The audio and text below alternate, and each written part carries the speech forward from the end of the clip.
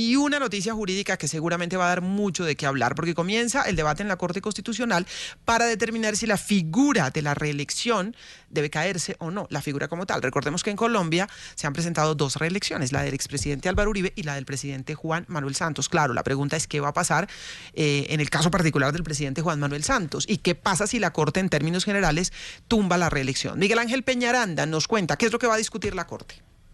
Los magistrados de la Sala Plena de la Corte Constitucional entrarán en debate para decidir si el acto legislativo que avaló la reelección presidencial del expresidente Álvaro Uribe y también del actual mandatario de los colombianos Juan Manuel Santos debe anularse o no. Lo que hay que decir es que los magistrados debatirán la ponencia en la que se advertiría que en el caso de la reelección del presidente Uribe sería nula porque hubo acciones fraudulentas alrededor de esta reelección tras existir condenas en contra de exministros por la denominada política. En el caso del presidente Juan Manuel Santos, la nulidad no contemplaría alguna irregularidad porque no hubo procedimientos fraudulentos por parte del Congreso en ese momento. Sin embargo, lo que también se definiría es que de darse esta nulidad habría efectos retroactivos o serían hacia el futuro, como en la mayoría de decisiones por parte de la Corte Constitucional.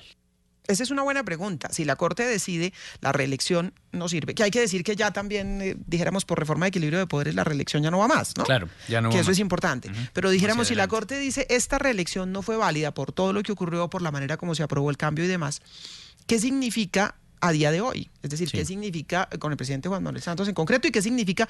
Porque hay muchos legalistas que dirán, y entonces todo lo actuado en el gobierno del expresidente Álvaro Uribe se presume también ilegal. Okay. Es decir, es una cuestión muy complicada la que va a tener que considerar la Sala Plena, pero miren, los apartes que hemos conocido de la ponencia, lo que dice el magistrado ponente, el magistrado Gabriel Mendoza, es lo siguiente: la reelección del 2014 permitió un segundo periodo que no debe ser removido, es decir, el del presidente Juan Manuel Santos, pues esa reelección, aunque es el resultado de un acto legislativo inválido, no es producto de los delitos que se cometieron para hacer posible la del 2006. Según esta tesis del magistrado Gabriel Mendoza, habría que dejar sin efectos la reelección del expresidente Álvaro Uribe, pero mantener vigente la reelección del presidente Juan Manuel Santos. En tanto, el presidente Santos presumió que era legal aspirar a la reelección y constitucional porque no había ningún pronunciamiento que dijera lo contrario.